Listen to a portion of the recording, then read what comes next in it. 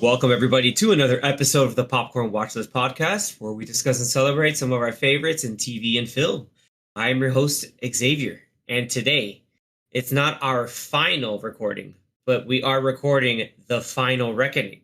Mission Impossible Final Reckoning, that is. We, as in the four of us, me and my fellow Popcorn Watchlist panelists, Danny, Anthony, and Zach, have gone and seen basically the magnum opus of Mission Impossible film, which is the eighth in the series. It's wild to say that this franchise is almost 30 years old. We did a little recap of all of our favorite things from the last seven other movies in this franchise. And we are glad to record this other episode because, there's a lot of things to really like and enjoy as a great little possible send off. We'll talk about that a little bit later on. But before I get ahead of myself, this mission, should my fellow Popcorn Watchlist panelists choose to accept, we can get right into the nitty gritty. So, hello, gentlemen. Hello. Hello, hello. What's up? It's going down, guys. So, getting right into it.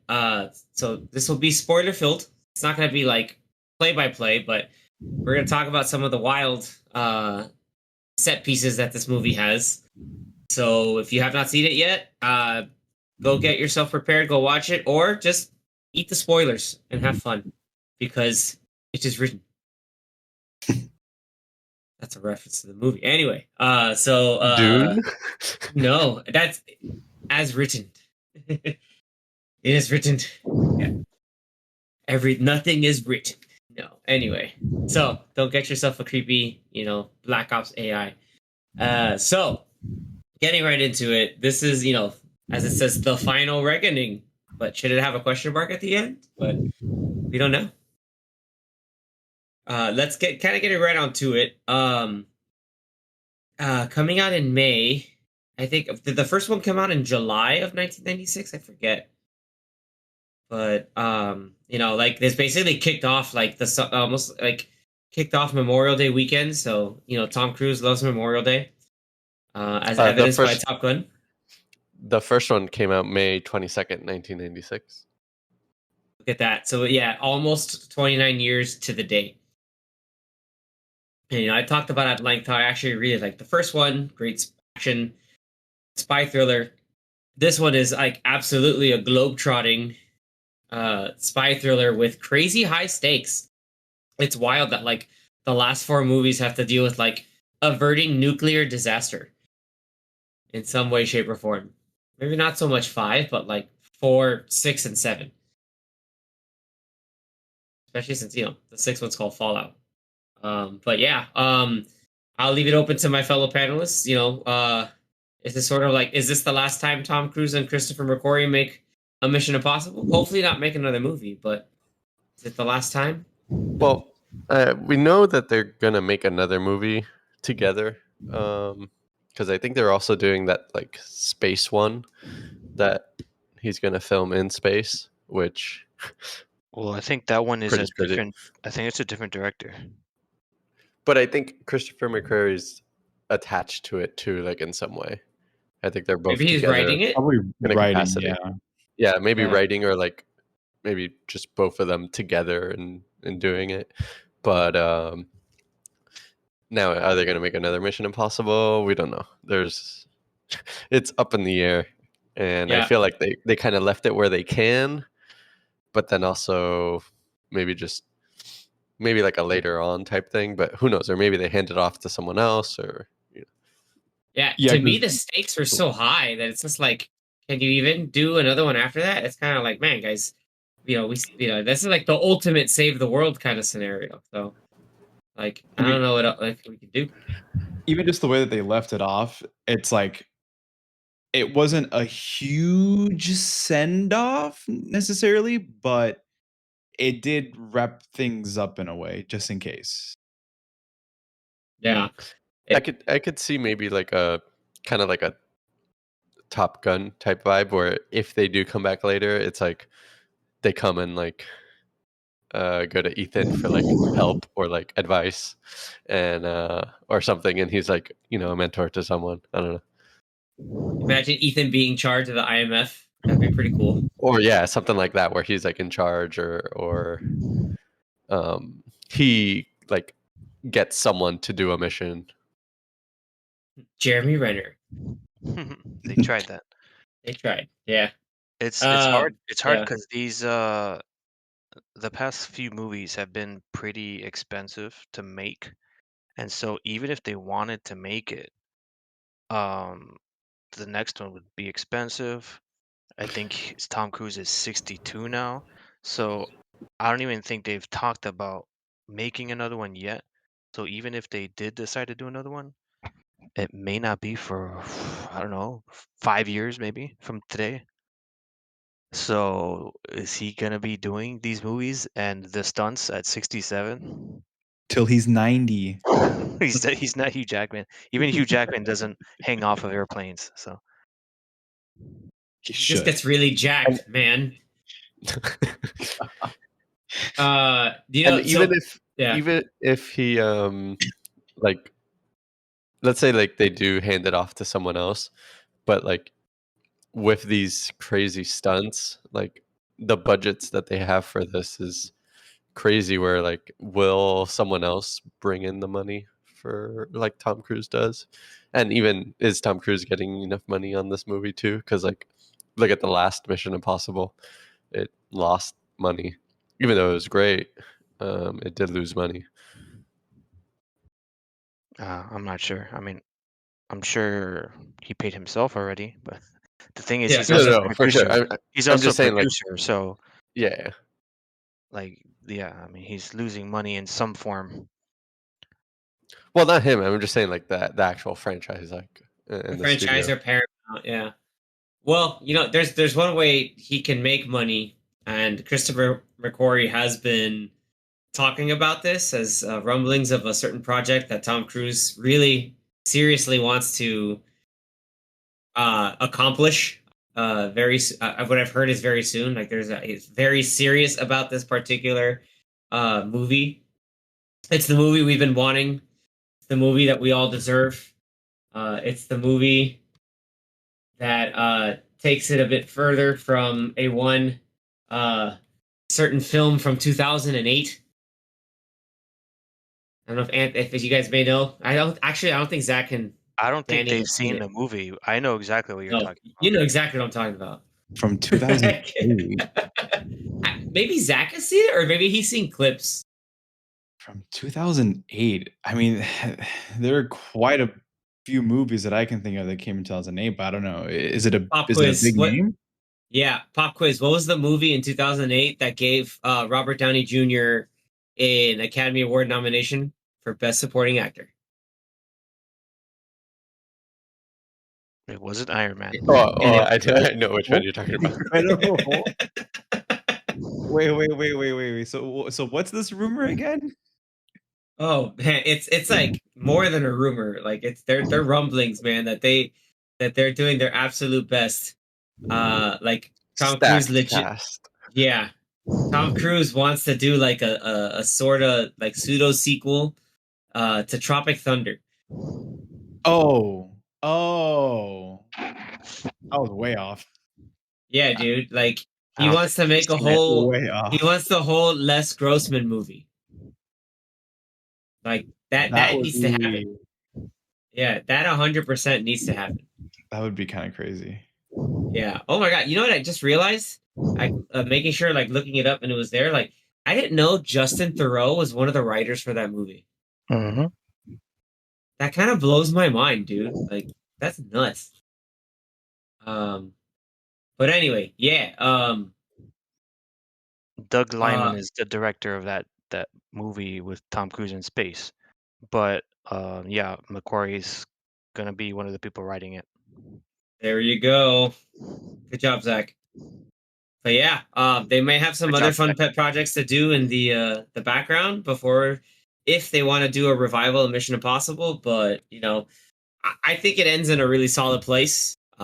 It's like a good like look, we ultimate saved the world, and we have like this AI prisoner, you know, which I'm surprised they didn't just like plug it into something to like destroy it completely. But That was cool. Like that's a cool way to just like get it all messed up.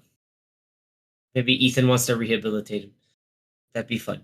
They recruit him into the IMF. He either go to jail or he's in the IMF. And by him, I mean the entity. They never stated a gender for it. But anyway, um, you know, basically going into like right into the movie, it's nice to see a lot of things being tied in together.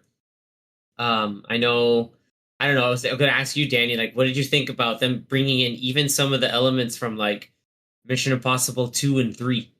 You're getting a lot of stuff, obviously, from, Dead Reckoning and Fallout, but, Yeah, I mean it was cool to see the older this ones too. this one felt like the Mission Impossible movie that was like tied into the whole franchise. um just because I feel like they did so many callbacks or like references to kind of like almost every movie in a way, especially like Yeah, 1, dude. 2, and 3. Yeah. Because kind of like what we were talking about in the last episode, they did kind of tie in the rabbit's foot a little bit more. They also had like the character from the first movie when he's doing the break-in. So just a lot of like callbacks to different things and kind of like tying up the whole franchise together for the end. I will expose myself. Like, you're talking about callbacks Whoa, to, whoa, whoa. yeah, right? That's why we're not on video, guys. I will expose myself. So I'm gonna like, be a little vulnerable and candid. My first showing, we watched it, almost as an entire group, with the exception of Danny. And when they brought back William Dunlow from Mission Impossible 1, I lost my shit. I thought that, like, there's like people always like not try to knock franchises and and movies sometimes from putting in the little member berries and the nostalgic callbacks, but I have been saying this since the first movie that dude got a raw deal after Ethan stole the knock list, and I was just like so happy to see him just like calmly thriving in a freaking monitoring station on an island off the in the middle of the Bering Sea as part of Alaska. But like he seemed chill and part of everything, and just like I'm old but I'm wise, and it's like, hey, I'm with it now. Like it was so freaking cool. Like I was so happy to see him back. Like I was there like legitimately like freaking out. Like Zach can be the witness to that. I was just like, yeah, this dude lost his mind. Yeah, I saw you like kicking in your seat. You're like, oh, and you're like pointing. You're like, oh my god. When he Dude, when he popped up on screen. But Like the I like Leonardo meme. yeah. I'm glad he was not like, even like that. Like X was just like giddy. yeah, dude. Like, I'm just dead serious. Like, I was like this, like rewatching the series and seeing it for the first time. I was just like, that wasn't his fault. Like, they drugged the guy. They like, I mentioned this, like, in the like in our previous episode, but it was great to see like some resolution with him because it's like, dude, they they drugged him. Like, they got him sick. They like, just like, socially hacked him in order to be able to get into the black vault, and it was just like I felt bad for the dude because it's not his fault. It's not like I need to be immune from drinking coffee because these people went in and just like made what was supposed to be impossible possible. But And yeah, then and real he's quick, so integral. Yeah, go ahead. I saw somewhere earlier on Threads that in the first movie, the last thing that someone said about him was saying, "I want him manning a radar tower in Alaska by the end of the day." Yeah, that was Kittredge. Kittredge Yeah, literally says like, "What?" He's like, "Yeah, I want him." He has like, "Oh, well, who's under supervision?" It's like, "Oh, William Dunlop. I want him manning a radar tower in Alaska by the end of the day." I was just like, "Damn, dude!" yeah, Like, they sent him. like the only Very time, specific. yeah, and like, guess what? That ends up being a pivotal moment for the entire franchise, especially from like movies 3 and beyond. Like the Who would guy have who ends thought? up saving the day. Yeah, who'd have thought? Bill Dunlop. Like, and I love how like even Benji's like, "Damn, you're that guy." Like, not the guy who like broke the knockless. It's more like, hey, like you're like a master coder. Like you're the Yeah, like he OG. knew about him and like was excited and geeking out. Yeah, and he's like, wait a minute. And then I love how just like, wait, how do you know about this stuff? Wait a minute. which is cool. Again, like and like him and his wife are like just are very pivotal characters to help things move along, and in the ways of just like, hey, we're just supporting characters that can still like they had still some emotion in it, even though it was like kind of limited. But they brought what they did and said had meaning and like brought agency to everything else that was going on. So that was cool. Yeah, I was really glad. Spoilers that he does not die. Like I was like, good for him. Like he deserves his happiness with his wife now. And I loved also how he kept the knife from the first movie. Like I remember Yeah, watching that was Mission Impossible. cool. Yeah, really cool callback. I was just like, look, check this out. Yeah, which is nuts It's like because that knife the is item that changed his life. yeah, and that knife is also like the giveaway for Ethan to figure out that this guy, dumb German name, John Renault's character in part one, like was in on Phelps's betrayal of the entire team, which then they brought out another callback, which I don't know how I feel about it, to be honest. Them being, having Jim Phelps, like it's great that they referenced Jim Phelps because I was like, cool, like that. There's more like a bit of a connection, but I kind of felt the connection was a little too like Yeah, it's a little out of forced. nowhere. Yeah. Yeah, I mean it's cool because it gives I like Shea Willingham like as an actor like he like Shea Willingham needs to be in like I like him when he's in things. He's great, but it's just kind of strange. I was like, oh, you're gonna make him Jim Phelps Jr. Like it's like it was like a comic books Nick Fury situation. Or just like, oh, that's his son, and he happens to be black now, and he has an eye patch too, so now he's Nick Fury in the main continuity. Deal with it, which was kind of strange, but that was a whole thing. I like that he's just like, I'm not here for revenge. No, I just want to put you in your place because you keep breaking the rules and getting away with it. Like that, I can kind of relate with because it's true. Like you can just like,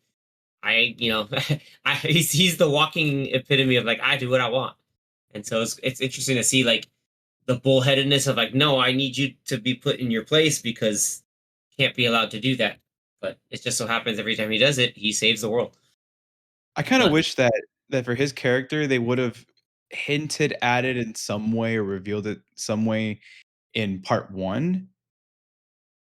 I feel like it would have been a little less forced if that were the case, but it because they decided now for part two to make that connection, it like you guys said, it like it does feel a little forced. and Ethan knew all along. I was like, that's kind of weird, but okay. Yeah, exactly. Like I he get only it, Ethan. appeared Yeah, in that movie, like in these last two movies. Yeah, So like it came up all of a sudden. Like, oh, okay. Yeah, I was like, why didn't it come up in the previous movie? yeah, and like even if they're trying to set it up, like it didn't feel like it was being set up. Kind of like, yeah, oh, okay, I guess, sure. Like, why not? I guess. But in terms of also callbacks, I think Danny, you mentioned something about the rabbit's foot, how it's like the progenitor for the entity. Yeah, That like was cool. that led It was the into prototype. sort of like, yeah, the prototype, the creation of the entity, or like what builds up to that. And that was like, oh, okay, well, we finally got something from Rabbit's Foot. yeah. Yeah, Gabriel called it like the primordial. yeah, primordial ooze. It's like like And the thing that the anti-god. evolved into that. That was quite a name. I was like the anti god. I'm like, oh, okay, like sure, that's pretty hardcore. But it was pretty cool that again they brought up Owen Davian and the idea of just like here's Ethan's weak spots. Find people he cares about. I was like, damn, dude, like you're right, sort of, but he still finds a way to do it. Um, the other thing I liked, I think I like to think it was kind of a callback because there is a part obviously in the I think it was like the embassy meeting where Ethan's trying to like get the jump on Gabriel and we run into Grace again. I thought it was funny because she's like, "Oh, I like the long hair." I'm like, "Well, you should have seen him in 2000 or 1999." The That graceful was long hair from the second one. yeah, that was like the one callback to Mission Impossible 2. Other than like the sizzle reels that they would show, or like he was doing all the like the knife fight against I always say Dougray Scott's character, but I forget his name sometimes. But like that big knife fight at the very end, they showed some of that, which is pretty cool. They showed him breaking in, I think, into like they always talk about like the wild break-ins of just every every movie had a break-in, so it's cool to see like that referenced in into uh, Ethan's ultimate break-in of the Sestapol submarine. Pretty cool stuff. Anthony, any callbacks that you liked, or at least that stood out to you? I mean, we kind of went through all of them, I think. I mean, I know the whole beginning of the movie when he's listening to the message from the president. He's listening to it while it's like flashing back. I guess he's remembering all the moments from the missions from the previous movies. So it's kind of just like you mentioned. It's like a kind of like a sizzle reel of a bunch of moments from the previous movies. So like that in itself is a mini callback. Um, I mean, I'm pretty sure in other movies he said like just trust me. So in this one he's like trust me one last time, like because he's probably asked to be trusted in almost every movie. Oh, yeah. And they never trust him.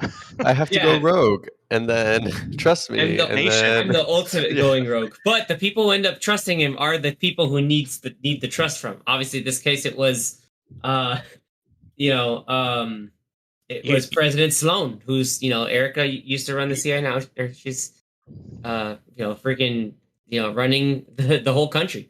and you know how confident this man is because he calls her Erica and says, "Trust me one last time." He's like, he doesn't say Mrs. President or Madam President. He just says, "Erica, I need you to trust me one last time." It's like, okay, That was out of hand. It's like, yeah. It's like, golly, buddy. Okay, like, who damn, do dude, you damn. think you is? He's Ethan Hunt, and deal with it. The man's like 61 and doing pull-ups on on airplanes, moving airplanes.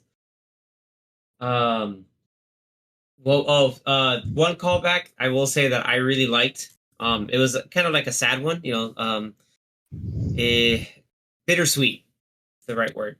With Luther, especially like with Luther's, it's showing that Luther's gotten sick as he's gotten older, and I don't remember. Did that happen in the previous movie? Was he No, sick in Dead Reckoning Part mm, 1? no. So It happened. he It just happened started to be during. like that in this movie. in his What, two that? months.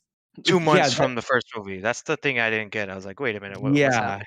yeah. Me neither. I was like, there was no hint or anything that was Like mentioned. some fatal disease that he has that it made it sound like he was gonna probably die soon anyway. Yeah, Yeah, it but in like Dead Reckoning Part One, or well, just Dead Reckoning now, he seemed all fine. yeah, and like in the span of 2 months and the world going to hell, his health also went to hell. Like that was kind of all like, the oh, stress from Tom Cruise. right. It's like he's slowly getting sick out of something, but he's making the poison pill for the entity. It's like that's kind of like thematic, even though the sickness has kind of just come suddenly. That stuff happens. It's rare, but people will suddenly get sick after a while. It's just tough when your ultimate emissary of uh bad world-ending AI tracks you down and puts you in a checkmate situation to disarm a nuclear bomb. That's nuts. That dude loves putting nuclear bombs everywhere. Like, you guys notice that? I forgot. I think did he do one of those in the first one? I don't know. I don't know where he gets these. Yeah, I'm They're like, how much huge too, plutonium do you have, dude? and they're huge. It's just like who's transporting these like hunks of metal? Who's setting them up? Thank Yeah, you, Danny. Like, who's building these bombs? And Gabriel, somebody's like, I'll just kill him anyway because I'm a douchebag. Like that guy, like he doesn't have to kill people, but he's like, no, I'm gonna murder him anyway because they're just there and I'm gonna do it. I'm like insane. in the scene with Luther, like Luther wakes up and the bomb is like there outside of Luther's room. So that means in the span of when Luther was sleeping, and when he got there, somebody came in and brought the bomb over there. Someone set up us the bomb, is what you're saying? Exactly. That's exactly what I was saying. Dude, like it's just I felt bad, but I was also like, come on, like that guy is like hate in his heart. If he's just like, I need to Supreme like, hate. it's so messed up. But anyway, talking about this, going back to I digress. The bittersweet callback was when he was like, he has to disarm the actual plutonium, but he's still the one of the bombs ends up detonating in general, and he's just like, nobody he says that line where he calls himself his old hacker name, Phineas Freak. I was like, hell yeah, like It's like nobody can run away from Phineas Freak. something like that. Yeah. Yeah, no one he- escapes Phineas Freak. He only ever mentioned that in just part one, right? Part one, yes, that was a Okay. part one callback because that's why he's like, so he starts like going like, oh yeah, Luther Stickle, Phineas Freak, and I was just like, I remember hearing that first time, I was like, hell yeah, like why is this guy the coolest hacker on the planet? He's even cooler than everyone from the movie Hackers. He didn't even have to hack the planet. The entity did that. That was another random reference. Anthony knows what I'm talking about. And I mean, if we're talking about callbacks, also they didn't use them that much in this movie, but they used at the very beginning, the classic masks, face masks, where it was just Ethan and Benji impersonating some police officers. And that was Oh That I was yeah, when think they great. went to go get the I think two that was guys. the only time, right, in the movie I that believe they it used was. masks. That's all they Yeah. needed it for. How are you Yeah. going to outmask an almost omnipotent AI? Can't do it twice in the same movie. You can. Yeah, you can. Watch Mission Impossible 2. It's so many times. So many times. I'm kidding. But the that I remember that, yeah, like that's a good callback to it. I liked how that scene also like brought in Degas like officially into the MI fold, where he's just like, yeah, I think you're right. I'm gonna trust you for a moment because I saw you do all that other stuff in the previous movie, and I think you got a point, my dude. So I that forgot was what his character's name was. So every time I would hear them say, I'm like, what are they saying?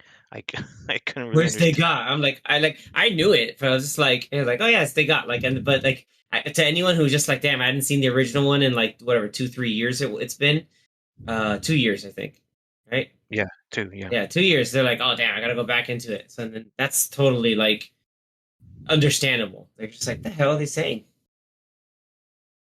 That's cool. That was pretty cool. What else? There may be I other think that smaller might be ones. it for That might be it, callbacks. right? For callbacks, yeah. Yeah, you said the one from the Um, president. I mean, Kittredge coming back, like that guy's just like, he's like a bad penny. He always turns up. he Like came that. back for the previous one, but he wasn't in Rogue Nation or Fallout, right? No, I don't believe so. I'm trying to remember if he was in the Goats Protes. I think he was in the Who? Goats. Kittredge? No. Yeah, Kittredge is only in 1 and then 7 and 8. Right? Yeah. Yeah. Yeah. Having just rewatched through all of them myself, in the last couple of months, a lot of this is fresh in my mind. But yeah, he's only in 1, 7, and now 8. That's right. Yeah. Oh, Oh, go ahead. you first. You first. You first. No, I was just gonna remember that like other villain callbacks, like they had the whole like the beginning. I don't know if it was the beginning or it was somewhere when like Ethan was remembering or if he was communicating with the entity. You heard like the Solomon Lane, like the really creepy Solomon Lane voice. And then they talk about like they show like Fallout at the end. Like you see Walker's body on the edge of the cliff. I was like, yeah, that guy ate a hook. Well, it was when he was hooked up to whatever machine, VR machine that was, so he could listen to the entity. The entity, I think for the most part, was Gabriel's voice, but I think at one point I heard Lane's voice as well. So it's kind of like a mixture of like robotic sounding and then one of like the bad guy voices from other movies. Well, the first time that we hear it, when Ethan Hunt puts on the mask, um, I think on purpose it was doing voices of other Mhm. To rattle antagonists. him, right? Yeah. Which I like. Yeah, I thought that's cool. but then it had its own voice like a little bit after that. Yeah, I think it was during that sequence because it was mentioning um like people that he's worked with or people that he's lost. And I thought it was a cool edit. And it goes back to something that we spoke about in the previous episode, which I think they inferred in Fallout because Fallout was the first movie where Vanessa Kirby's character was introduced. Yep. And I think they Mhm. inferred that, I think you said it, Xavier, that she was related to Max from the first movie. Yeah, it's her daughter. And then, like, did they say it, like, flat out say it in Fallout, or it was just like implied? I think she says it. Yeah, I think she says it when they first meet. It's just like, oh yeah, you Well, met my mother. It's well, in like, one of no, those montages in this movie, and I think it was in that sequence when they he's showed in the Max. Yeah, machine, they show flashes of Vanessa Kirby's character, and then right after they showed Max. So it's like, okay, that was pretty cool. yeah. Like it's the connections were intentional, which I think which goes to show that they didn't just throw them all in there as whatever. I think that was pretty cool. But how hateful is it that, like, so this was near in the beginning of the movie. It's them chasing Gabriel, and then he like locks them in the gate. Because the entity locks him out from the room where that coffin is, the entity's coffin or whatever, the VR coffin. I'm just gonna call it. Yeah, So like it intentionally locks Gabriel out. So Gabriel then has to go out through the other gate, and then Gabriel locks his way on his way out. He locks the gate. And so when they're following him, then they're pissed that they can't follow him because he locked the gate, and then it intentionally let them in so that Ethan Hunt can go into the VR coffin, and then all that pretty much that was the whole time that I guess Gabriel put the bomb in front of Luther's place, and it just like delayed him. So like the freaking entity just like delayed all of that just so um Luther could die, which sucked. Yeah. yeah. Sad.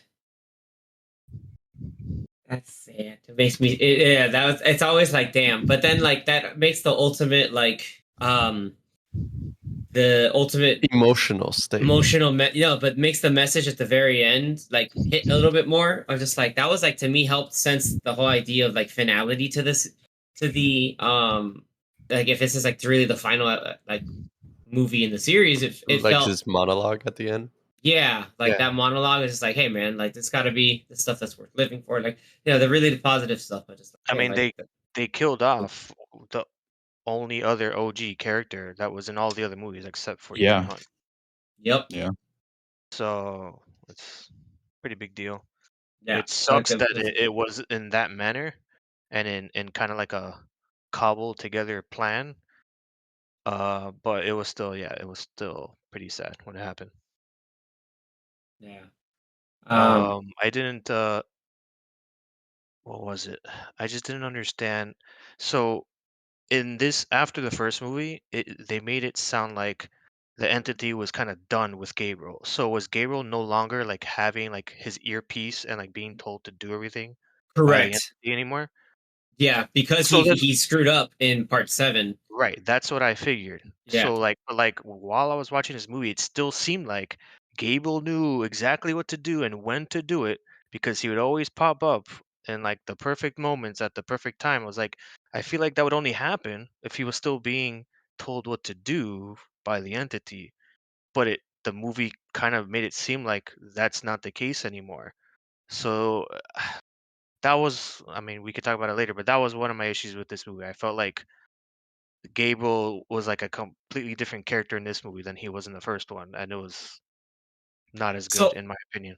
so having seen it twice, I think I can defend it a Same. little bit more because he knows, like he knew the plan, like he knew what the entity was gonna, like the entity's end game beforehand. But then like him screwing up makes it so that okay, fine, what's my play? My play is gonna be what is, like I have to find a way to basically get control of it. What's the only way to get control of it is basically like try to mirror whatever Ethan's doing. So if he knew that Ethan was coming after him, well, that's easy. It's just a trap. So like the whole thing in the embassy, trap. Everything trying to like bait him to do the stuff with Luther and take the poison pill. All right, cool, trap. Because now I have a thing he needs. So I'm gonna let him go get the thing he needs to get, and then he's gonna come to me because hey, I know he's going to the Doomsday Vault. So cool. All I have to do is play a waiting game. That's what it came down to. So it's just like because he's basically at a point where he seems a little more unhinged because he's desperate now. Because he's like, I have to be the one in control of this thing. Like the entity. This is the only way. Like anything makes it out of anything. And he starts getting delusional because it's like a delusion of grandeur. Just like, damn, this is gonna be like I'm gonna rule the world basically. If I have this thing on a leash. Yeah, I don't know. I didn't like it that much. He seemed more of like more of a very generic, I guess, sort of like just because it's the same genre, like spy genre, like a Bond villain, more like a wacky Bond villain than he was like the serious, toned down and methodical enemy in the previous movie. Uh, I don't know. Yeah, It just seemed a little off. yeah, I can see that. I took it as Especially more as that he's towards unhinged. The end was like he just turns yeah, into like like a the wacko Joker, villain, like like a wacky person, like I mean, yeah, come and get me, Ethan, haha, like that's the I have every like that's the guy who thinks he has it all under control, but you can never do that when you're betting against Ethan Hunt. That guy makes the impossible possible.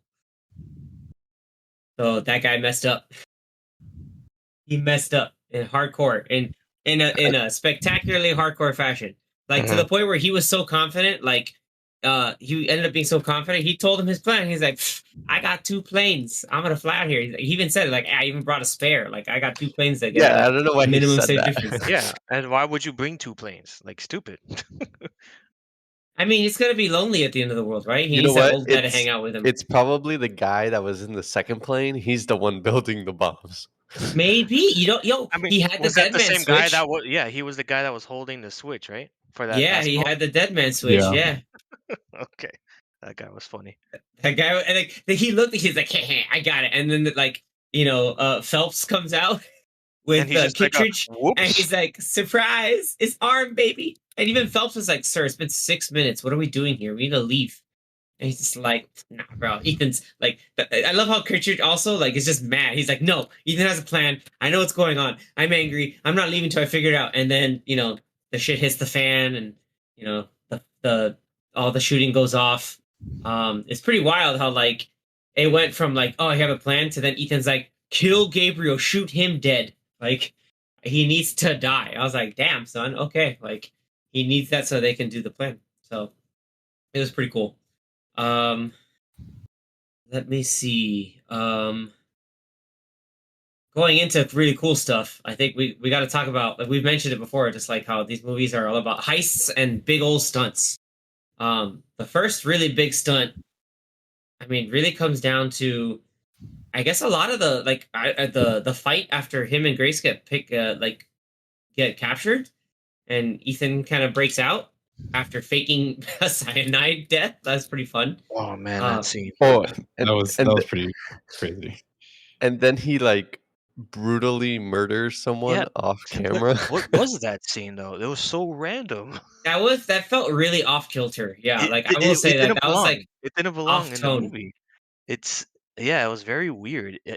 I don't know if that was like a reshoot, and they're like, hey, maybe this movie's too serious. Let's try to add like Some humor. Yeah, I agree some with that. I'm just like, I funny don't know, beat. dude. Like And then they did that. I'm like, but that's the moment that you chose. It was so strange.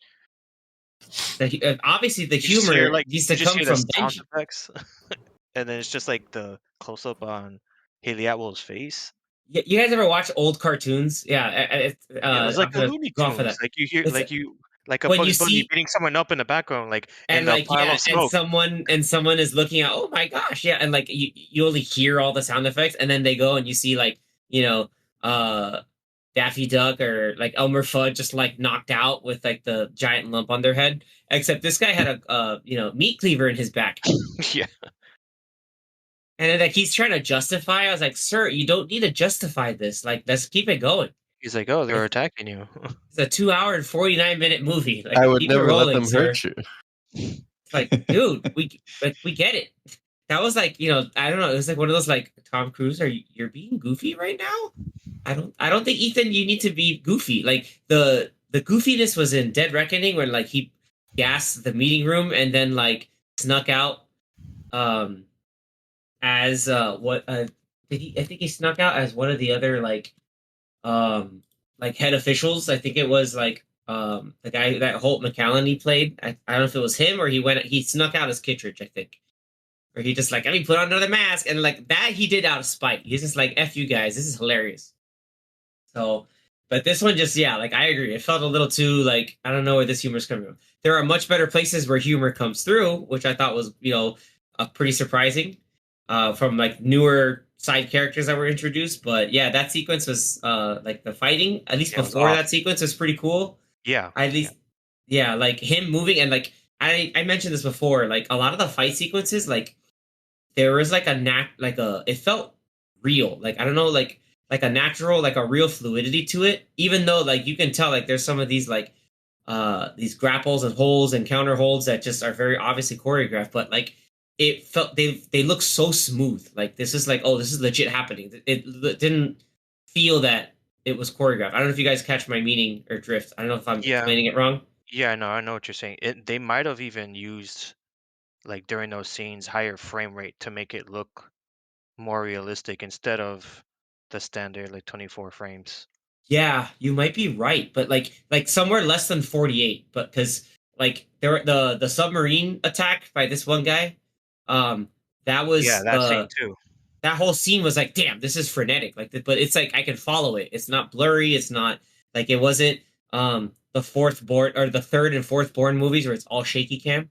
Like that was pretty legit, and that's where you had the humor of just like you've been spending too much time on the internet. After he breaks this guy's arm, or I mean ankle, sorry, hit him with the Kurt Angle ankle lock. That crap looked like it hurt. Danny, There was a couple of broken go arms ahead. there in this movie. I knew you were gonna say something about broken arms. I was also gonna go into you know what you can't do with a broken ankle? Run, dude. And there was a lot of running in this movie. Dude, I wrote down a note because I saw it for a second time and I wrote down some notes. So I wrote down in the first montage sequence when the bomb blows up, when Ethan has to run away from the bomb explosion. That's the third running scene, and that's within the first 40 minutes of the movie. Yep. The second scene where he's trying to run to get back to Luther, I'm thinking he ran across all of London Yeah, because so he it's probably did. because I watching it again, I like I had to remind myself like, oh yeah, everything's under martial law. Like you can't just take a car and drive. So that was like legit. Damn, I gotta run and still sneak around places. That was insane. The first running sequence was, it wasn't when they broke out Paris. When was the first running sequence? Mm, I don't Montages know. don't count, I think, because they did show montages of him running. Again, he likes running around No, in no, London. yeah, I'm not talking about that. They were probably shorter runs, like when they were chasing Gabriel, Oh yes, that and then counts. they get trapped. That absolutely counts when they're chasing Gabriel. Yeah, I'm kind of mad Paris didn't just shoot him in the leg. I was like, shoot him, like shoot the man, like in a place where he did, like she's Oh, like a stone cold and killer. and also like so when that moment happens when Gabriel's running away from Hunt, and then on the other end, her name is Paris. Yes, her Yeah. name If is I'm correct. Paris. Okay. So when Paris sees him, then Gabriel's like, "Oh crap!" Turns around, runs away. She shoots and misses, and then the other guy's like, "Oh, Ethan said to not kill him yet." It's like, so I was like, "Why?" No, Like, she goes, yeah. Ethan's like, I want him alive, and then right, but it uh was just like, but why in that point of the movie? Like, what is the reason to have him alive? Like, there's nothing that Gabriel has or needs that like the team needs from him, other than to stop him. Like, so I don't know Well, why you wouldn't want to kill him he as did soon as say possible. earlier, like at least earlier, he did say like, "Oh, like I know where Gabriel's gonna be. We need to get like capture him." Like so, um, as to why, honestly, I'm not remembering why. But I know Ethan doesn't want to just straight up stone cold murder people. Like that's usually a thing. Like he doesn't just straight up like kill them unless it's like absolutely necessary. But Like it was I think it was said like, oh, Ethan said we need him alive, like for some specific reason. I just don't yeah, know if they Degas says I want him. said what It's like reason. Ethan wants him alive, and Paris is like I want him dead. Yeah, It's maybe it's like mis- some critical information to use against the entity or something of the nature. Again, like it's better to keep him alive instead of just straight up murder him because like it's it's one of those like not shoot like he first, had ask questions later. it's not like he had the key to go to the submarine, and I don't think he had the information to where the submarine was. So I'm not really sure what they needed from him anymore. Like just to keep him alive, and you don't see him for like almost an hour and a half of the movie until the end of the movie. Like it's very weird. That's what was I gonna say? Like That's a that has to pacing do issue. with that's the shooting schedules kind of thing. That's what happens. I'm trying to remember. Like this is kind of blowing my mind, but like I think I'll come into it. But Uh, okay, more running. I know Anthony. By the time he's running away from the explosion, and basically to like, I'm sad and I'm gonna get caught. That's running number three. I don't know if like running after the jeep towards the very end when they're in South Africa. I don't know how far he ran, but that man ran. He ran And then so far. also after that part, then he's running in the fields to catch up to the plane, and catches up to the plane. Uh, Well, which yeah, he catches up to well, the where they're kind like of getting out. Yeah, catches up to the airport, yeah, and then like or the strip, and then it doesn't reach the plane, but then the other plane comes up and he ducks. But a lot of running. yeah, He yeah. runs off the Osprey. That counts as running. Yeah, It he wasn't did a say long run, but he did run. he ran and jumped. Correct. He had a whole running sequence of him running on a treadmill. Damn, that also works. Damn. Oh my god. Yeah, Good job, there's like Anthony. six, at least six moments of him running, maybe seven. All we needed was running underwater. I mean, he sort of did. He sort of did. Sure, It as was more like fast as he could. a jostled walk It was because a the it submarine kept was freaking flailing. That's what it moving. was. He's flailing in the water. 'Cause so the first like that leads us into like the first really major like set piece action sequence. Was everything going on with the submarine and like him straight up running into cold water. That transition between like he's in the water and then the whole plot's like, oh, I gotta, you know, wait for this commander of this submarine, but they're only gonna wait like a minute or something, and if not, we're screwed forever. And you die of hypothermia. The whole like wave washing over him, and then after he gets up from the wave, like two guys in scuba suits behind him, and a third one is just in front of him. That was pretty badass. When he jumped out of the plane and you're just there in the open water, I was like, all right. Now what? Now what? No.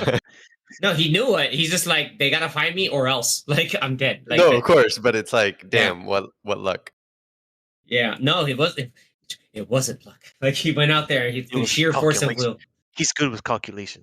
Very good with calculation. Okay, one of the things I liked was, I'm not sure if any of the military personnel were like real military personnel, but I know that like the pilots of the Osprey, like the one co-pilot, the one that was like I guess it was like the audience's like the one that spoke to him more about like, oh, they're showing our missiles, like we need to get out of here. Like she had this like buddy, like this tone, like like this direct to the point tone of like, you need to move or else. Like we have to go. Like, and if there were real like actual military people, like, hey, they did a solid job. Like it was pretty cool to see them like go through and, try a bit of acting.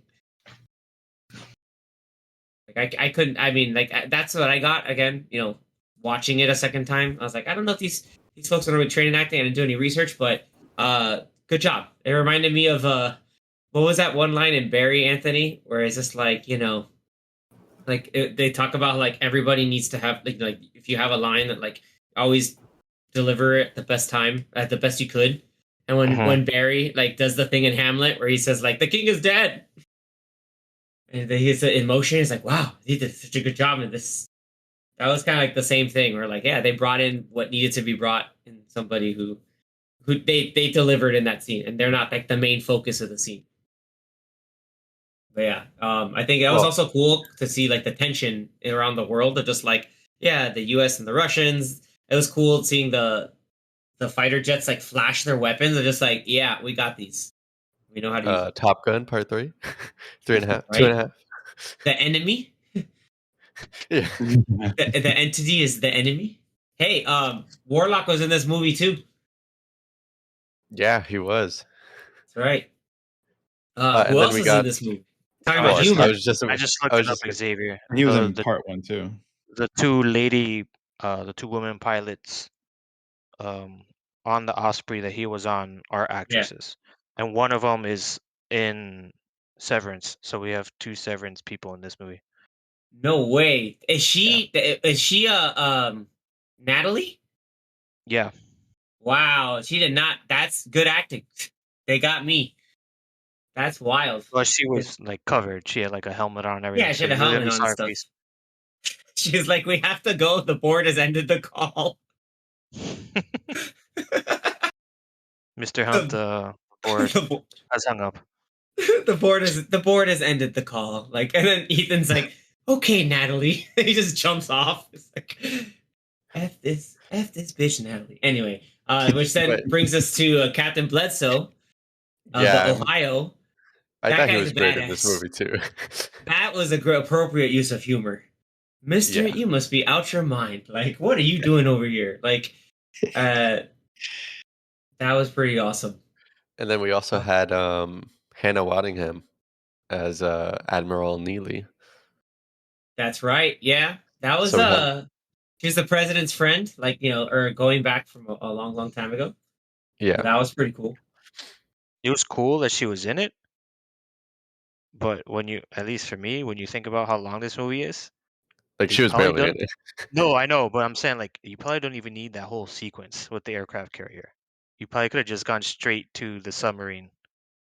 Well, what But was it that he needs an aircraft carrier which has an Osprey to fly over? You can't just get an Osprey. So well, he's just like, hey, I'm going to use that aircraft carrier. I mean, you can. The president is like taking you on a aircraft already. Mm, yeah, you're not going to use Air Force Two, or I forget where Eagle One. I forget the name of that. No, yeah, You're not I going to know. use that to fly around to onto an aircraft carrier to then use that with limited fuel to then fly. It doesn't go as fast as the Osprey. I know, but I think they could have figured out a way. I mean, they wrote that, and it's like this movie is in like a lot of 20 to 30-minute chunks, and that was like a 20-minute chunk that probably could have been shorter. That's true. Yeah. But it paid Because then off because we got that great chunk of the submarine sequence. while at the same time we're getting this whole, William Dunlow, we need to get the coordinates for the submarine thing, and there's a Russian like special forces team that got there first, and that was a whole thing. That was nuts. I was like, damn, dude, like this they're really pushing it now. Just still badass, but at the same time, like, damn, come on, guys. Can't catch a break here. I love it. And then Grace talking to the Koltsov, this is the captain. And it's like, Koltov, yeah, but I know you're captain. What's your first name? Captain. You're like, damn. Like, that guy's like, I have nobody. I don't even have a dog. So you have an hour to build whatever this is. I don't give a damn. That guy was stone cold. It Yeah, was a so at cool the same, sequence yeah. because they cut between that and because they're trying to get the coordinates of the submarine while Ethan is on the other submarine waiting for them to send the coordinates. And as he's like practicing his breathing exercises and going on a treadmill and getting getting schooled by the divers about how to use their equipment. Yeah, the running is like to get him acclimated to the to like, hey, you gotta like get your lungs ready to breathe for a million years. So that's cool. I didn't know about that. I learned a lot about diving in this movie. Don't do it. Don't do it. Don't Don't go that fight far someone. down. Don't fight someone right before you go dive. I mean, that did get him ready. Probably that helped him out. Who knows? Secretly, that guy was doing us a favor, right? It made him exert more energy than he needed. That character's name, I think, I'm looking at IMDb, is Hagar or Hagar. I don't know if I just want to say he's Hagar, like Mike Hagar from Final Fight, but that's a different thing. I was gonna say, so we get this whole sequence, like, so this I have to ask the question. So this whole 20-something minute, almost 30-minute sequence involves a lot of water, Zach. So what is your take on the whole submarine Sevastopol break in to steal the Podkova? The water looked good. No, I'm The kidding. water I'm looked kidding. good. Because I'm pretty sure it 'Cause was real real water. most of the time. Yeah. Most of the time it was real water. No, I only ever say that when it's like computer animation movies. Well, okay, so it was clearly CGI when he jumps off the Osprey into the water. Like, I'm Oh yeah, sure he jumped in a real like tank of water, but then when the camera zooms like out follows and you see him. just like the Yeah. empty, like just all the water around him, I'm pretty sure, well, the majority of that's CG. So, but did it look real to you? Oh yeah. Gives me Was it it How to gets Train Your the Dragon water? uh oof. You know what? That's a hard comparison. I'll get back to you on that. I'll get back to you on it. Oh man, nice. Let's put a pin in it for Yeah. now. CGI movie from over 10 years ago or 2025 high budget live action movie? I don't know, man. That How to 2014, Train Your man. Dragon Water still holds up. Even part Still one's holds up holds up, 15 dude. years Like later. even part one's holds up. Anyway, so that whole submarine sequence, like, um, overall, like, what what would you say, like, effectiveness of it, like the bringing in the tension and showcasing some, uh, massive like undertaking that the from a production standpoint, but also like you as a viewer, like how do you think how effective do you think it was overall? It was I mean, it was incredibly tense the entire time. I believe yeah, it was your sister that because I was sitting next to her in the theater and she was saying like, "Oh my god, I held my breath the whole time during that whole scene because I was like, ugh." And I Damn, I, I I agree with that you because hold your breath for 20 minutes? My I sister was is a god underwater apparently. No, go ahead. but she but I agree with what she was saying because it's moments like that with a lot of movies where it's usually these underwater scenes that are high tense, high what's the word? Like high stakes and you want to hold your breath also with the character that has to hold their breath. Everyone Um does that. I love that. Yeah. I love when people do that. That's when you know it's a good sequence. You're just like, Mhm. oh man, can I do this? Like, could I fit in a torpedo tube? Could I dodge torpedoes coming down on me? Like, holy hell. because the entire time you're just watching, you're like you want in this case, you want Ethan to to just do what he has to do and get out of there as quickly as possible, and not get stuck there or die, which obviously that wasn't going to happen anyway. But that's what the scene makes you feel. So I thought it was really well done. I liked that. Well, this could be seen as like maybe a little bit controversial also, but like with the submarine rolling down the seabed close to like a cliff with all like the torpedoes moving around Yeah. it makes sense that because when he got there they were all just out there like they weren't being held up uh like how they should have been like how they were probably originally before the sub sank with all those torpedoes rolling around and uh, falling off of the racks and then falling on top of him and forcing him down.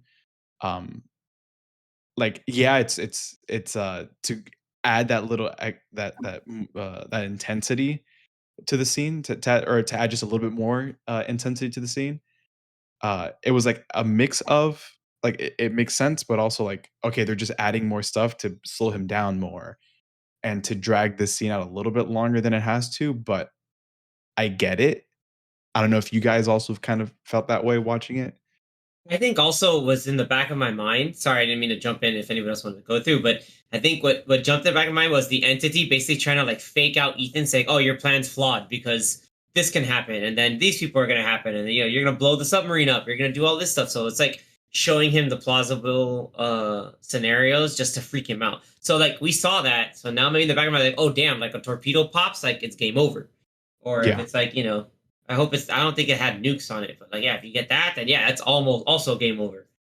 And then of course it's rolling at the same time, so he's like going through in and out of like water in certain points when parts of the sub is waterlogged. It isn't. Every millennial that played Legend of Zelda Ocarina of Time is traumatized by the water temple. So this is basically a water temple from this, and also from a little bit of Majora's Mask too, because there's like currents going in and out. Very scary stuff. I just gotta say that. It's kind of like the scene from Inception Yes, kind of. Where it's just with like I gotta keep rolling over. But Yeah, water. Yeah, but I thought it was fantastic. I really liked how it was quiet the whole time, so all you hear is just like the sound effects. There was no background music playing. You just hear him, his grunts, his breathing, and then the sound effects of everything around him. So that made it more tense. And after a while watching it, going back to how you were talking about Ocarina, I felt like I was watching a Metroid game, where you're like you do a mission and then you have to escape. There's a good amount of levels that you go to one end of a level and then something's exploding, and so you have to find your way back and escape before the whole place explodes. And so that's what I felt when I was like watching that scene. It was just like that music from Metro, the dun, dun, dun, dun, dun, dun, dun, and the timer is like, okay, Ethan Hunt, you now have the timer before this thing rolls down. And the thing, like you were saying, Zach, things just kept happening to make him take longer and to almost run out of time. But yeah, it everything kept was going from very bad to tense. worse. Yeah, it was Yeah, very tense. I was just like, dude, this sucks. Yeah, like, and then like, um, what was worse too is like the at the very final end is like, oh, my escape route, nope, blocked by a torpedo. Oh wait, I gotta go into a torpedo tube. Oh wait, I have to take the suit off and deal with like super cold water, and then like on top of that, then try to get back up with barely anything because he had to let go of the suit, and then that's what caused his And then the him mask. drowning and the mask off. Yeah, like the whole thing. He even said just like, "Oh, I'm gonna," you like, Benji's like, "Yeah, he's probably gonna drown," but like, him being in such cold water has a chance to make sure he doesn't die as fast. Like the man has died twice, literally died twice in this series. Like that. That's why it's like another time. Like, man, there's no way this like can go higher than that. Like the man like has cheated death. Wait, where's Final Destination now? Cheated death. Like Zach was saying, how it felt like Inception. I believe I saw some clips of like behind the scenes of them making parts of that sequence, and I think they or not, I think they definitely did make huge, just like rotating tanks. And so like that is like a set that they created, and they would turn it in the water. And so that's why when he's in some of those rooms that he goes in, and the camera's in one spot and you just see like the water and some crazy, doing some crazy angles while he's like trying to adjust with the way that the submarine's turning. Yeah, it's because that's Tom Cruise in like a tank of water in a rolling set that they created, which is nuts. I'm pretty sure they created at least two or three of those because there were multiple sections of the submarine that was happening. So yeah. That's kind of out of hand. That's why the budget's pretty high, probably for this like one sequence alone. Practical sets, but it made it it hit the mark because everybody was there watching that on pins and needles. And then that the whole thing and like getting to the point where Grace got him and put him in the hyperbaric tank. That was great. How Tapisa ran off with Grace on the dog sled, and Tapisa's like, "I gotta sleep, so I'm gonna teach you how to do this." Like, what do you mean? I love it. She's just like, "Huh?" She somehow got there, but that was great. Like, nah, you gotta do it. Like, yeah, come on. She's an older lady. She's got to sleep, but she did a good job teaching Grace. Grace, I remember watching this second time. Grace, you're clever. You'll figure this out. Like you've gotten through worse. Yeah, Um, like, the submarine sequence, like it was awesome and crazy, but it was also ridiculous at the same time. So there were parts of it that they went a little overboard than they normally do on some of these big big stunts. But for me, I just didn't care. I'm like, I don't care. I saw 95% of it feel and look amazing. I'm fine with the whatever nonsense of him like going with like no equipment trying to like swim up. yeah, like Because it earned. immediately when he Yeah, took off all his equipment, I was just like, how is he not dead right now? And then he's like starting to swim up. I'm like, aren't you like hundreds of feet below? Isn't that what these people said? That like the suit's gonna take you down 300 or 400 feet or something like that. So it's like, yeah. how I don't think he swam even 50 feet, but somehow he made it to the top. So I was like, whatever, man. Peak human It's Mission condition. Impossible. It's Mission Impossible. Peak physical human condition. He's not Batman. Yeah, he might as well be based off of all the planning he's done.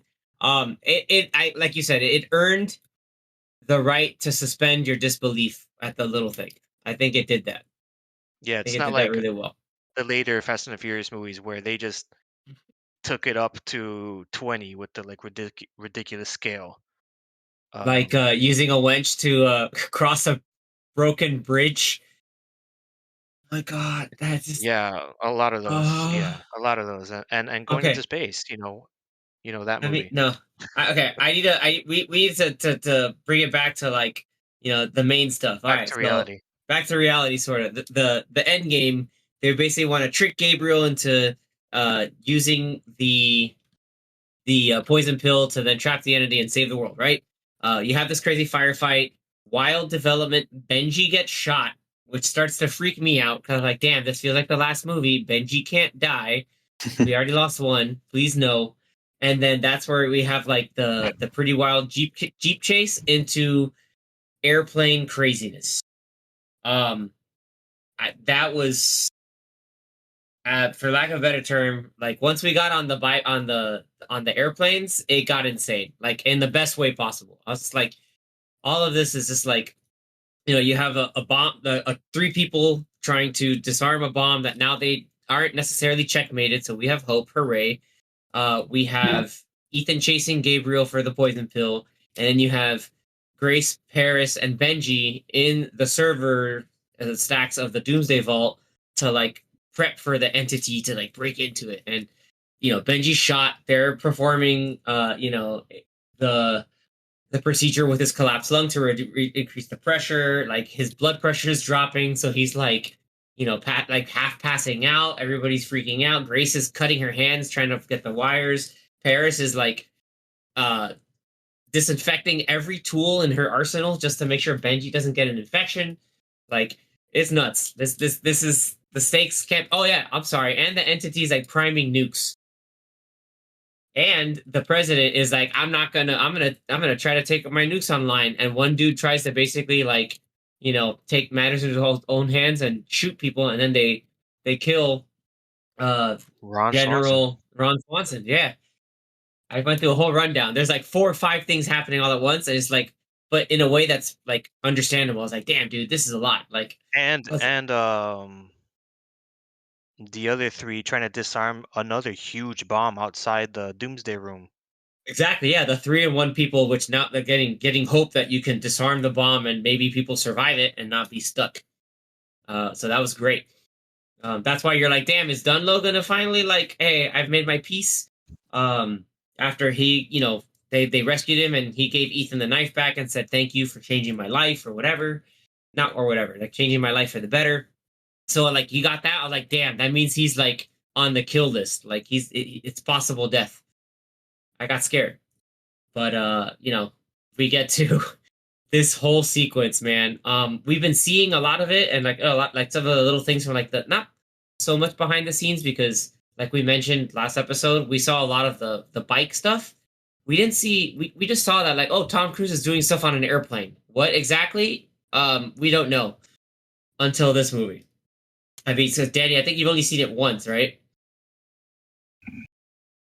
Think so. I think For you has for for the this one, airplane. Yeah, for this movie. yeah, I've only seen it the one time. Okay. With you and Anthony being so fresh, what did you think about that sequence as a whole? Amazing. I thought it was a good stunt sequence to end, It, kind of like the franchise. yeah, it felt like it was very Indiana Jones esque, especially the way Ethan was punching these people on the airplane. It was totally Harrison Ford Indiana Jones Like that punches. type of humor, but Yeah, no, it's just actiony. like the Oh, it's a full like knockout punch. Like that's yeah, a the full full cocked back. pullback. Yeah. Yeah, the full pullback into the like all my weight throwing forward. It felt just like an Indiana Jones punch. But no, yeah, just like the summary sequence, like the pretty much like both these are the two big sequences of the movie, and for both of these sequences, I'm just like, how is this man doing this? Like this is insane. I don't understand, and I don't understand. And they said he did it like 19 times. Yeah, The director said that they shot the airplane sequence 19 times for like different angles and different iterations. and I think what's cool too is like um them promoting like the behind the scenes of showing how Tom Cruise was on the plane for like the past year. Hmm. um and just all these different clips kind of showing you that he actually did it, kind Yeah. of seeing Like it come together at the movie at the end just seems like such a cool way to see it all come together. And yeah. even if he didn't, they made it so well that it looked like he did. Yeah, like a Like lot of the times that he's going off the wing to try to get to the wing to then start turning the plane on his own with his like feet. Um, like the whole like Gabriel's like, I'm gonna do loopy loops to mess you up, kid, and like he's like, no, I'm just gonna like hang here in 0 G. Like that freaked me out. Like watching the second time, it finally hit me. Like just how insane everything was that I was watching, and how this is like all done in some way, shape, or form practical. And Tom Cruise himself is doing almost all of this, like just bonkers, insane stuff. Like like the did Gabriel and the other pilot like were they actually in these planes as well? So they were in these sequences? Like so did they do their own stunt too? Like I'm not really sure how they shot this. Or yeah, like the are all the close-up shots of like them in the cockpit are just Maybe like like they're on a CGI'd over. stage. Yeah. Yeah, maybe those are on the stage with I the would hope camera right so. next to them. And then but everything else that's like actually in the air, there's just some random stunt person in the cockpit. Like I was trying to look for it and I'm like I couldn't really notice and I was just like, so wait, the guy who's Gabriel is like flying the plane right now as Tom Cruise is on the plane? I'm like, how is Isai this Morales turns out he's yeah. a pilot. Go for it. I'm just like, is he actually? Are they both doing this? Like, I don't understand how they're doing this. Like it's movie magic, man. It's great. Like the part where that The always editing, freaked. like editing, was Yeah, great. Editing was great. the part where he is going off the first plane and the first plane is like getting jacked up because Gabriel's has been messing with it, like bumping into it, uh, breaking the tail rudder that not so it's not flying straight. And then he's like, "Damn, I gotta get off this plane." Like he gets under and just I have to jump off this and just hang from a moving airplane and have to do a pull up and just not fall to my death. Just insane stuff. Insane stuff. and like again, like all the maneuvering where he's on the wing trying to go from one side to the other, like that is, and then it's funny because like the whole point is it felt like a massive like platforming level in a video game where it's just like the first plane, he's like, damn, I have to like get through all this stuff, scale all of it, and then when you finally get close, quick time event, punch in the face, get into to the cockpit, And and then throw that. the guy off. No, the guy fell on his own. Gravity killed him. Ethan didn't kill him. He Gravity just killed him. unbuckled his seatbelt. That's Yeah. I mean, he unbuckled the seatbelt because he needed to get in there too. Oops! Like he didn't expect to go upside down. Like it's not his fault. But then the second time, it was like, okay, like this whole like massive like final boss level of like, damn, dude, like now this plane is literally upside down. I'm like hanging upside down, and Gabriel's trying to get out of here, and that whole thing. It's just again like the editing's incredible because almost all of it, I'm like, oh, Tom Cruise just scaled a plane while it was moving while they were flying in South Africa, and with reckless abandon to his personal well-being. I love it. Let's make it happen. Thank you. Insane stuff. Insane. Just nuts. Zach, did you? I don't know because everybody was like, ooh, like shock and awe in that Dolby theater. But anything else that you noticed, or I think that stood out to you in that whole flying sequence? I mean, for the flying sequence, I don't. I mean, I feel like you guys covered pretty much everything. I don't think there was anything else that I would have noticed from that scene. But now, because you're saying Dolby, because the first thing that came to mind that I was going to talk about was like just the sound of everything in every part of the yeah. movie. Oh my god, so good. Especially the The whole submarine. place vibrated. Yeah, during the submarine sequence. Dude, I mean, it was like rumbling, like shaking. It was like mini tremors. It was insane. Yeah, seat in the best way possible. The seats were. It wasn't 4DX trembling, but the seats were moving. Like there was like impact to everything, and that's like credit to the sound mixing and the technology in a Dolby Cinema theater. Like even like the plane, like it's just the sequences again when it was legit Tom Cruise on a plane is whenever his face goes outside of the windshield, he de-ages by like 15 years because of the winds putting his face back.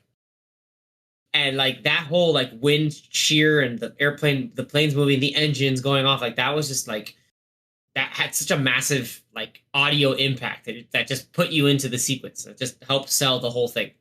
But I with can't Tom imagine Cruise's that. with Tom Cruise's face, like that wasn't acting. that wasn't part of the movie. I think that was just Of seeing course, that like that's him. it Like, take it took me out of the movie both times where I'm like just seeing him struggling to like not have his lips and his cheeks like flapping around everywhere is the funniest thing. this is Zach. The fate of the world's at stake, and you find it funny? Okay,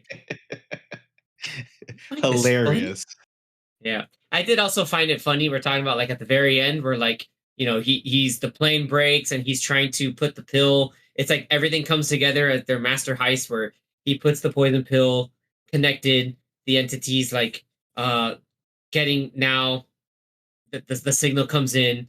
Grace cuts the wire and freaks out. Oh my god, it's Ethan! And then like does her quick snap uh removal of the drive to capture it and save the day. Like after all of that, and then we cut to Ethan's secondary parachute comes out. You have like the farmers back there just like, hey buddy. Like that to me was also hilarious. Like just the whole like, hey guy, you did it. It's like that's them being the world going, good job guy, you did it. Well, they probably had that's no idea. Of course not, but they're just like, hey, you landed. Like, good job. They probably saw his first parachute catch fire and freaked out. The only thing I didn't like about that sequence was, like I was saying earlier, was Gabriel, and he's like, "I have the poison pill, therefore you must follow me." Ha ha ha ha! I see you, Ethan. And then like just like his one-liners, like the classic bad guy one-liners, and him like Hey, him giggling. I'm gonna keep playing devil's advocate. No, that was a cackle. It's not a giggle. But also, he's probably like And he double dies, man. He double no, like he's in so much pain from his Triple, arm actually. being 'cause He triple also because falls. broken arm, gets destroyed by He the gets tail nutcrackered and then face and split. then face split by the tail of the plane, and then he falls to his death. Nutcrackered. Yeah, so he triple died. But the funny thing to me is like I'm like, oh, he's probably super high on pain right now, and he still thinks he's checkmating because like, oh, you got to come to me either way. I was like, dude, this ain't a cat and mouse game. You have a broken arm, he gonna find you because he's all like, I have a. He's like a chess game or like where you kind of play to a stalemate. He thinks he can still do that because he has the fill, but he was not good at calculation. Well, this is the part that I didn't understand, and this was like the same thing, the submarine sequence, where it's like the majority of the scene is amazing, and then like this one thing happens, and I'm just like, wait, what? And so this guy's like, I'm the one with the parachute, and then goes and then dies. And So then I'm Ethan found thinking, the parachute, right? well, he goes back into the seat that Gabriel was in, not the other one. He went into the seat Gabriel was in, and there's just another parachute there. Yeah, that to me is a little How? like, I was like, yeah, wait, what? that's the one part that I was like, I It's agree with for that. I'm like, wait, what? it's for the spare plane, the spare parachute. Like if it was in, I still would have been like, oh, whatever. If it was in the other seat, but at least it would have been like in the other seat. But it was in the pilot seat where he was just in. So I was just like, okay. I would have just been fine with Ethan letting go and like chasing this dude's dead flailing body in the air and grabbing his parachute because that would be something Ethan would do. I totally thought he was gonna do that. I thought he was just gonna It was a brutal killer. like Arnold Schwarzenegger in The Eraser and Oh, don't even get me flying through started the on that. air and grabbing people's parachutes. Parachutes. Yeah, like that would have been nuts. Yeah, I was watching a second time. I was still like, wait, where, where is the parachute? Like, Yeah, like where did the parachute come it from? is just like in the seat. Like you found the special parachute. Congratulations. Yeah. But like, it's wild to me because I'm just like, dude, there's no way, like, because like, if you had the parachute on already, you wouldn't be sitting behind another parachute. Exactly. Yeah. But whatever. The day is saved. We got that emotional monologue from Luther. We get to the point where everything's back to normal. Trafalgar Square is fine again. There's no people. There's no crowds protesting martial law. And then the crowd does their whole little like send off, like nod, like polite nods, and then Grace gives Ethan the drive. We finally get the resolution that Benji's not dead. So thank God for that. And then, Nice. technically Ethan has, the most dangerous thing on the planet right now. Well, he saved. Yeah, he saved. He was able to put the poison pill in the box, and then in the blink of an eye, um, Grace pulls it out, yeah. Grace was able to trap the what do you call it? Trap the entity in that cube. Put the genie back in the bottle. For me, it looked like an energon cube, but It did that's look like just an me. energon cube. I was thinking the same thing. Damn. It was a All 5D she need, optical drive. I thought when she handed it to Ethan at the end, she was straight up gonna go ba weep grana weep nini ba, but No, that's only for shut the up. people that have watched the I cartoon hate I hate that. animated movie All right, of Transformers. episode over. Episode over. Go watch Go watch another Paramount thing. It's Transformers, the 1986 movie, and be done with it. No, I'm kidding.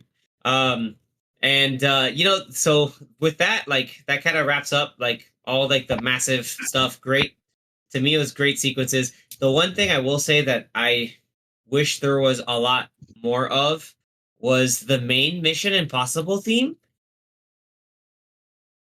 Am I the only one who thought that? No, I agree because actually in this movie there's at least two, maybe three sequences of like music montages where it's just like scenes are happening with just the music playing in the background with the score. And it's not really the Mission Impossible theme. It's just like the melodic score of the movie that was created. Yeah, like I get Um, not putting it in the Sevastopol break-in, but like the last Jeep sequence and going, like that's like a perfect place to like, all right, this is your final act, like kick it into gear, like play the theme. But then we got like the polite theme at the very end, like the little like soft polite or pilot? polite. Get out of here. No Oh. one's flying in Trafalgar Square. Yeah, like you have everybody like, being off on their separate ways and you're they're probably worlds apart too. But no. The They're going off on a journey. no, they're not going on a journey. They maybe are. The so do you have the very like the small like very soft motif of the iconic Lalo Schifrin score, but I wanted more of it. Like that's my one major gripe with the movie. Everything else, like all the minor things, like even like the parachutes coming out of nowhere, like I'm cool with that, whatever. But where's the music? That's what I wanted. More of the or OG music, and you get like the same um original, like the kind of recomposed theme, but with like what I call like the marching band drums, like the drumline drums. You got that in Dead Reckoning, and they brought it back again in Final Reckoning. But I wanted more. Like I wanted a little more variety. That's just me. I don't know, Danny, Zach, if you agree, but Anthony agreed with me. But I, just final thought on the score before we close it out. I thought the music was great. At the very least, serviceable, but still some nice music. And uh, I know that some of the parts, like the submarine sequence, was probably less music and more sound. Yeah, it was no music. But I mean, I think overall the score was it did its job. And then they also did like different variations of the theme, like when they're going through the like that while he's running towards the plane sequence. Hmm. Um, I think it's the and music there's that some, they played during the trailer. yeah, they just it's the same theme, but they just add some different touches to it. Oh, okay. Yeah, that makes sense. That makes sense. Yeah. Okay. Yeah, like If it was Giacchino, he would have had the main thing all over the movie. Giacchino would have taken this thing to the highest level. Homeboy would have like they would have had to, you know, not just be looking out for the entity causing nuclear war, but the heat coming from Giacchino's score. Hell yeah. I had to, It would have been send it that out. meme of the guy dressed up as Mozart with the piano on fire. On fire. Oh, 100%. Yeah, 100%. I just need a whole orchestra on fire. Just robots on fire. Like, oh, it's too cool. All right. So that kind of with that, I mean, overall, do we think it's a uh serviceable and enjoyable possible final entry into a historic franchise? Yes. Yes, I mean obviously yes. I have like my like where it stands in amongst the rest, but I think it was a good way to potentially send off the franchise. Yeah, I Yeah, I mean, agree. I I I liked it, but yeah, like what Zach is saying, like it's not my favorite overall, like as a movie. Um, because it's really like you're going to watch this movie for like those two huge sequences, and those two sequences are amazing. But some of the previous movies as a whole, I think deliver like just better and tighter stories and action scenes, like as a whole movie. So I mean, Fallout. yeah, yeah, Fallout. I still think Fallout's the Goats best. Protes? Goats Fallout is Protes? amazing. Rogue But yeah, like Nation? it's hard though because like we were talking about it last week and we went through all of them and you start thinking about it. It's like, well, I'm not going to say this is nowhere near the worst one, but then you start going down the list. You're like, okay, I don't think this is worse than 2 because I think 2 is the worst one. And Yeah. then you're like, okay, so is this movie better than the first one? Is it better than part 3? And then they're just like, maybe. And then you're like, is it better than 4, Ghost Protocol or Rogue Nation? And so it's like, this might end up being the second or third worst one if you start ranking them, because these last couple have been like that good. So it's weird to think about it that way. But if we're gonna rate it just based on the action sequences, this might be the best one because these 2 sequences are ridiculous. It's nuts. I think that's like those 2 big scenes. I think. Sorry, I just hit my mic. Those are probably easily top 3. I thought it was the entity talking to you. Yeah, I thought it was gonna go through. I know everything. Like, yeah, I know every possibility. I know all the popcorn thoughts. I've heard people say like, "Oh, well, this one wasn't that good because it was very boring," and I was like, I didn't really find this movie boring. It's just, yes, there's a lot of talking and there's a lot of exposition, and they could have definitely done a lot less.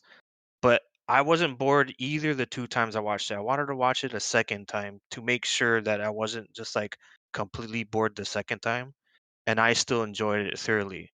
Like, I didn't mind watching. It's like 2 hours and 45 minutes. 49. That's with the credits and all that. Like 45. Yeah, you can finish it in like 240 something. Yeah. So again, like I said it before, like the most recent John Wick was like that, and I loved that movie, and I didn't care how long that movie was, but that movie to me had better pacing than this movie, like this 2 hour and 45-minute movie. So like it all depends on how you paced it. Like the pacing on this one's a little weird because there's really no big action until an hour and a half into this movie. So that's a lot to ask of, some moviegoers. But I don't mind, the story beats in that first hour or so. I don't mind all that. But yeah, I think they could have easily trimmed probably 20 minutes from this movie. I don't know where exactly, maybe a little bit from a couple of parts. But like, yeah, we talk about Fallout, and I don't feel like there's any lull or any down part of Fallout. And the action in Fallout is awesome. And the story is cool too. So like that's why, at least for me, I think Fallout's the best. So I mean, I like the movie. Um, if it's the last one, cool, because you may not have gone on the best movie, but you definitely went on the best stunts and the best action scenes. So they kind of like, let's use all this money to go crazy on these 2 ridiculous scenes, and I think they accomplished that if that's what they wanted to do. So I enjoyed it. Yeah, I think you said it extremely well. I have nothing else to add. That's very concise, and like I agree with it 100%. Like if you're going off of action, like it's memorable. I saw it twice too, and I was not bored the second time. Like I was able to find more details and think about some things more, but it still was entertaining. It's a great if you're gonna end it, great solid way to do it. And then it's great because you can go back and see some of the others and how like they tie into each other, while still celebrating them on their own merits. Like everything from Ghost Protocol through to Fallout is like 4, 5, 6 are just awesome. Like those are great movies to watch back to back to back. Oh yeah. Well, I don't think we mentioned it, but cool, super cool visual and sound effect. The flares coming out of the dive suit when he was diving down the water. I just That thought did that look was really cool. Yeah, it was really cool. And then And there was also this, yeah. There was also like I think in the submarine there was like this like burn sound effect. Like that was like really freaky. I don't know where it was from. That freaked me out in Dolby. When they opened the door and it's just like the submarine's there, I thought I was watching Jaws, like the shark staring at Tom Cruise. I was like, man, that's kind of creepy. Yeah, that sequence of him like getting out, that was awesome. I was like, oh damn, like because that whole bit again with with the captain Bledsoe, he's just like, oh, you're telling me that you're gonna come on my boat and you want to poke the bear? You come to the right boat. And then that was literally poking the bear because you see that thing like right on their ass. That was insane. Like that was a great visual. Got your ass. Gotcha.